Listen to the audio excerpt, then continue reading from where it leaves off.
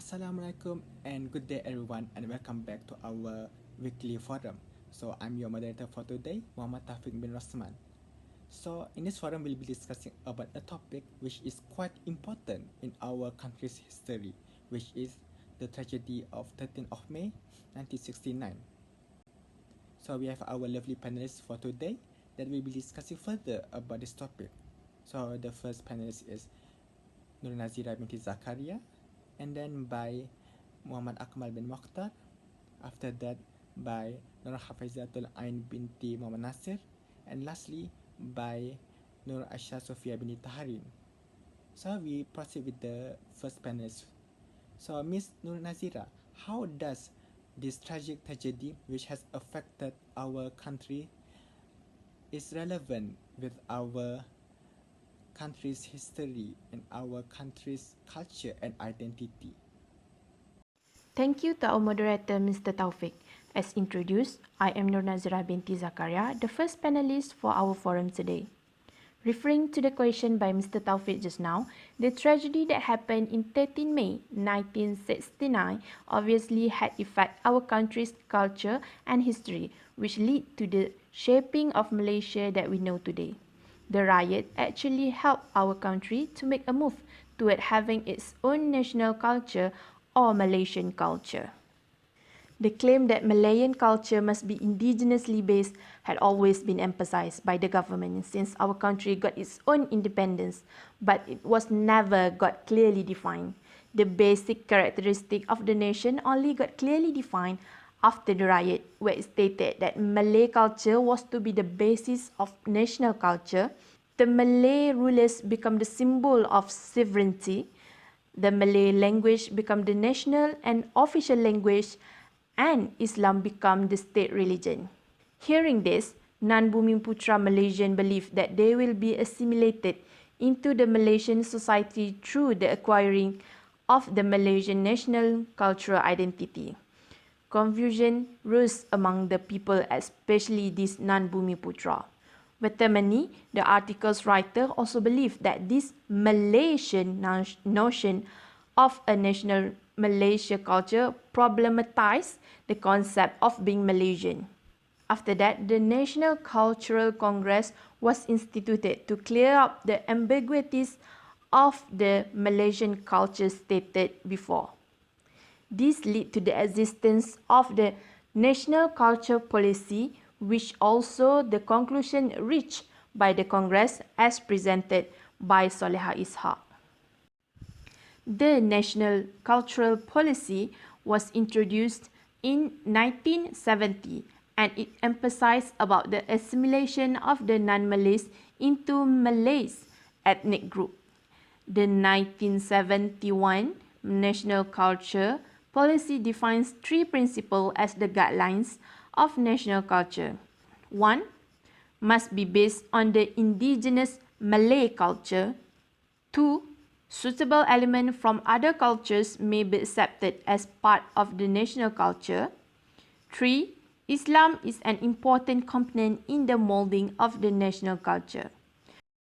By applying these three principles from the national cultural policy into our life, we can see how much our culture today differs to the one before the riot happened. Now the difference in culture, language or religion didn't really bother our people to interact with one another. You can go everywhere in Malaysia and you can see people of different races eating at the same restaurant or working in the same workplace together in harmony, all thanks to this policy. That's all from me for now, and I hope all my answers do answer the question that Mr. Taufik gave earlier. So that's all from me. Thank you. And I'll pass the floor back to our moderator, Mr. Taufik. Thank you so much, Ms. Nur Nazira, for your insight. So as we can see that this dark past of our country's history has caused the introduction of the National Cultural Policy, which is aimed to define what actually is Malaysian culture and identity so that it wouldn't happen again in the future. So for our next panelist, Mr. Akmal, Actually, many Malaysians out there still doesn't know what happened during the tragedy and what actually caused the tragedy to happen.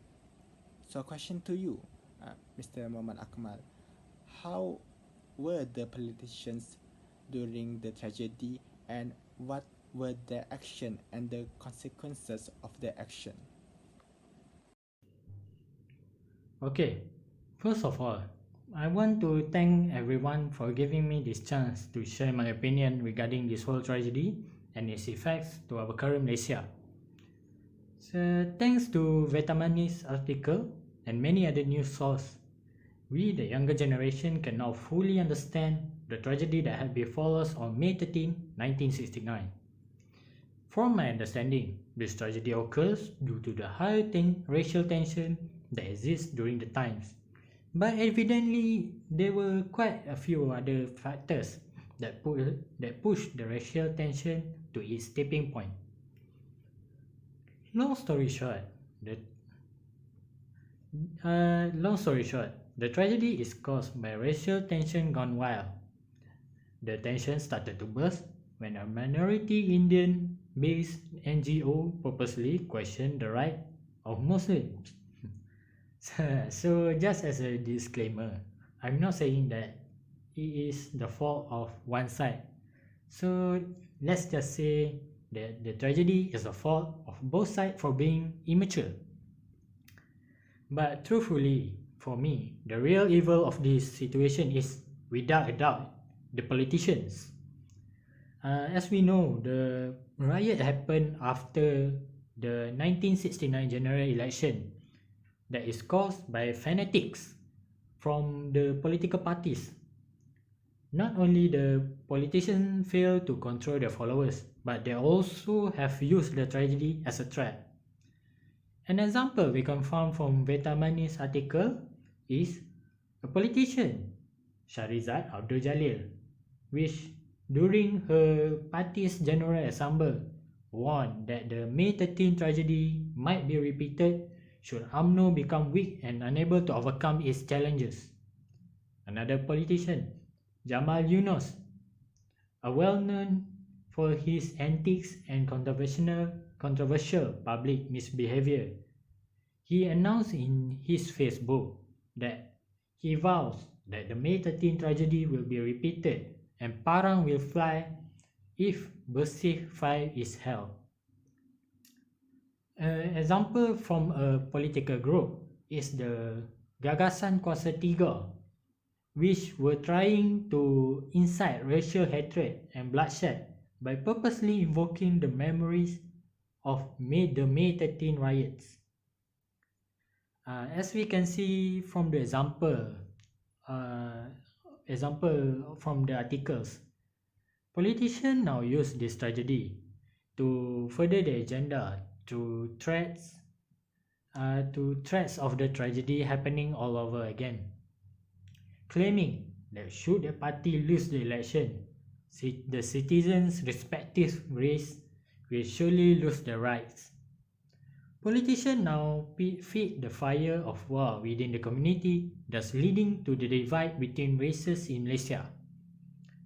So, all the gloom aside, how is it in the current Malaysia? One thing for sure, racial tension is now on the low side as there are many mixed race communities that exist peacefully now.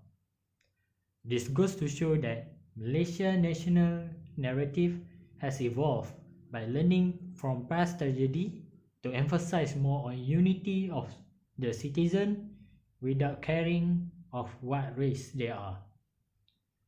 But that being said, there are still politicians who are trying to use racial tension to gain followers. Why do I say that so confidently, you may ask? Well, that is because during my school year, I was brought to join some sort of study camp, but it turns out to be a propaganda camp that is trying to brainwash you to join their political side by having them hate other races. So to tie things up, like while our national narrative have improved for the better after the tragedy, there are still selfish people who seek to profit from the tragedy, all the while disregarding the loss that happened during that tragic day. So this is all from me. Thank you so much, Mr. Akmal, for your insight.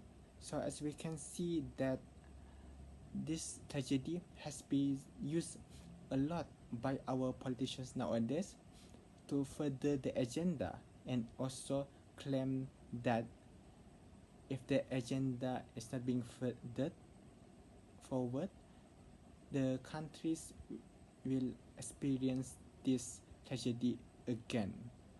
So the next question for our next panelist, Miss Ain, how important is racial unity in Malaysia and how is it relevant to the tragedy of 13th of May 1969? Assalamualaikum and good day I bet to everyone. Thank you to Mr. Taufik for giving me the opportunity to talk about this topic today. First of all, I definitely agree on the points of politicians' pollution, where they keep on playing on racial sentiments until today for their own benefits. Thus, I think government should take stern and immediate action against those who raise racial sentiment, especially the politicians, and the sensitive issues that could cause racial riots or the 13 May tragedy to recur. Okay, back to my point. In my opinion, I personally believe that the 13 May tragedy is very significant in shaping the national narrative of Malaysia, where it highlights the importance of racial unity in a country.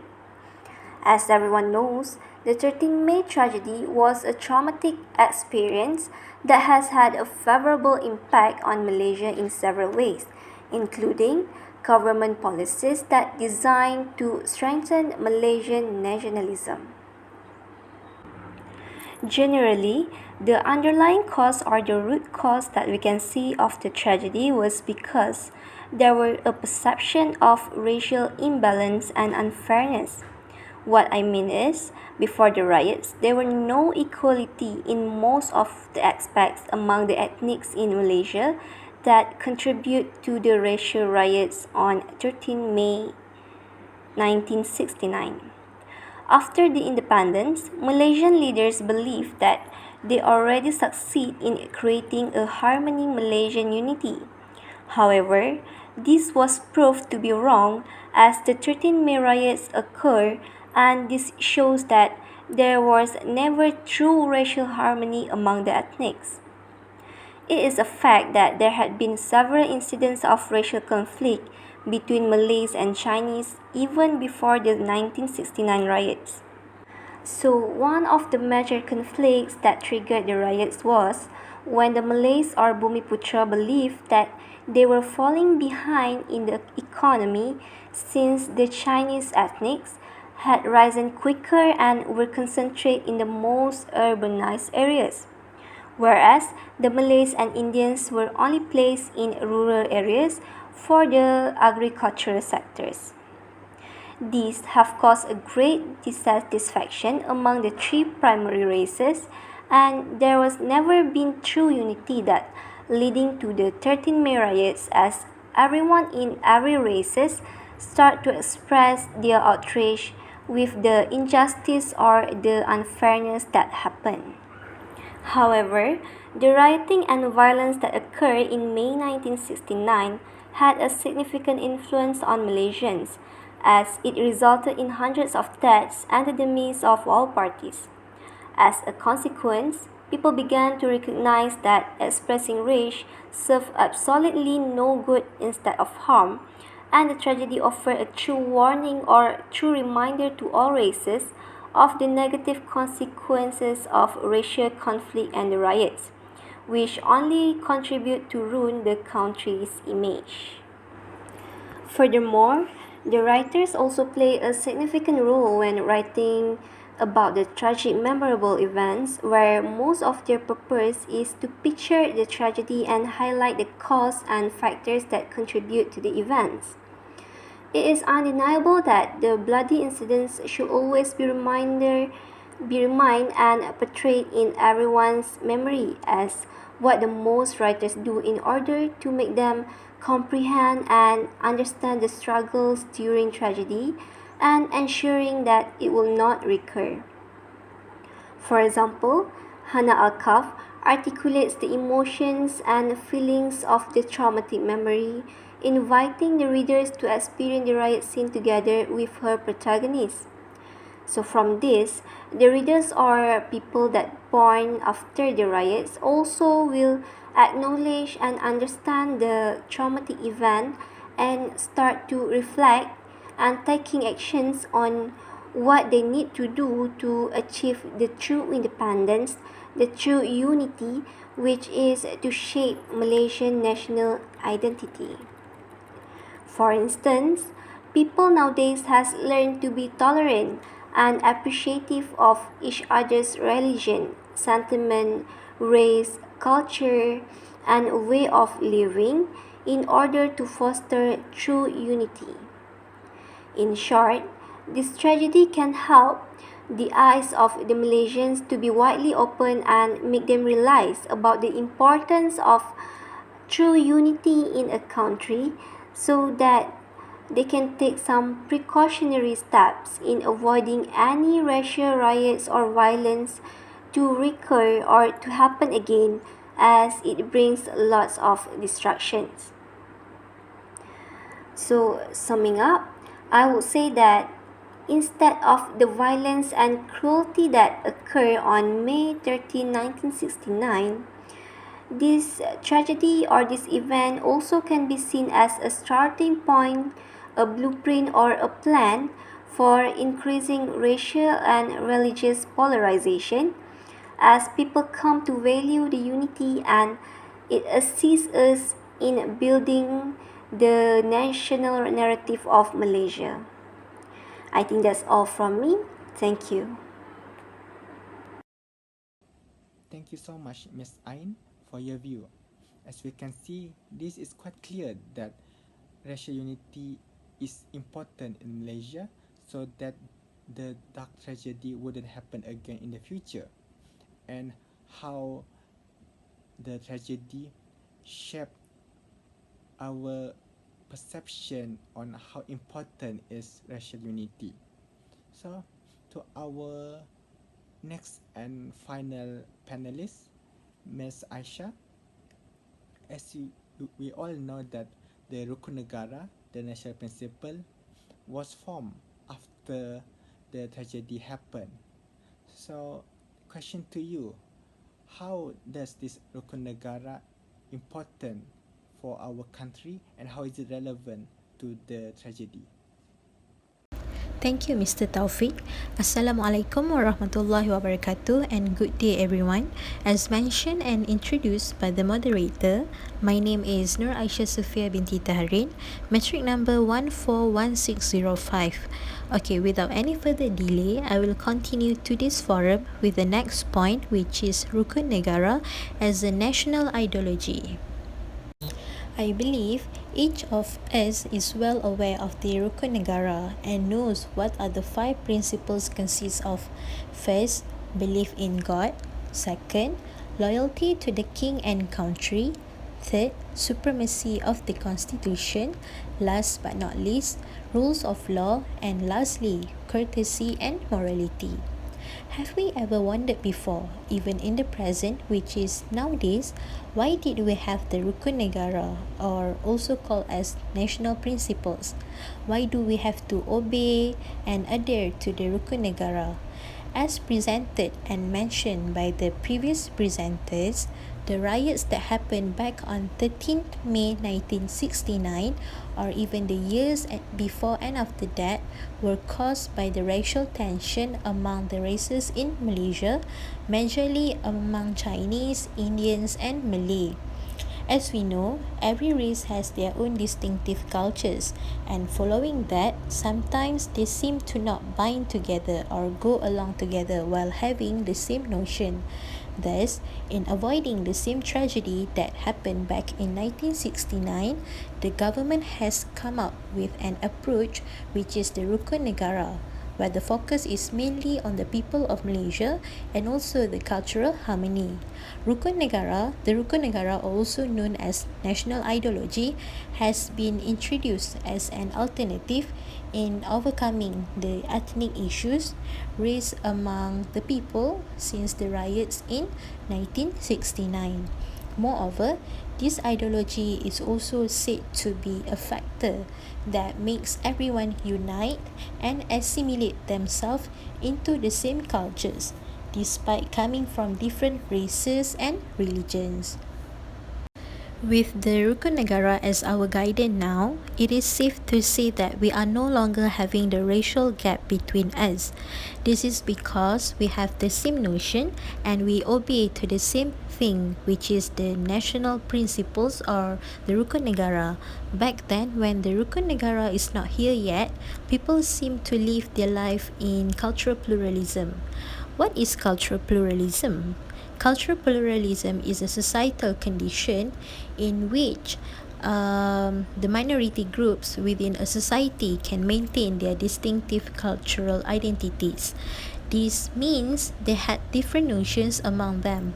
However, the Rukun Negara has somehow brought Malaysia into eliminating the cultural pluralism and replace it with nationalism. Hence, Malaysians are no longer stick to their distinctive cultural elements. Instead, they live in the same culture, which is fair for everyone as they are getting the same treatments equitably without having any bias towards one side. This is even supported when MacG in 1964, Selvaratnam in 1974, and Wan in 1983 said that the government's policy towards achieving the national unity was seen as destroying the distinct cultural elements of the immigrant communities and replacing them with something that is more distinctly Malaysian. Following that, what can be seen and noticed at Malaysia nowadays after the riots that happened in 1969 and how relevant the Rukun Negara is with what we are having now? I would say that we are now living in peace and harmony where every races understand and respect each other's cultures well. We adhere and obey to the Rukun Negara in order not to give way for the tragedy in 1969 to happen again. Other than that, we all need principles that can bring us together into one in making sure the unity of people and also preventing the racial disharmony and strife. By doing so, I believe our nation will be more stronger and remain becoming the multiracial country in the world that serves peace. That's all from me regarding the Rukun Negara as national ideology. I will pass over the forum to Mr. Taufik. Thank you so much, Miss Aisha, for your insight about the Rukun Negara. So, as we all know, the 5 principles of the Rukun Negara is quite important for all Malaysians so that this dark tragedy wouldn't happen again in the future. So, as we conclude that this tragedy is quite impactful to our country's history, and everyone in our country should know more about this tragedy so that we wouldn't repeat the history again. So that's all from this forum. So thank you for viewing, and we'll see you again next week.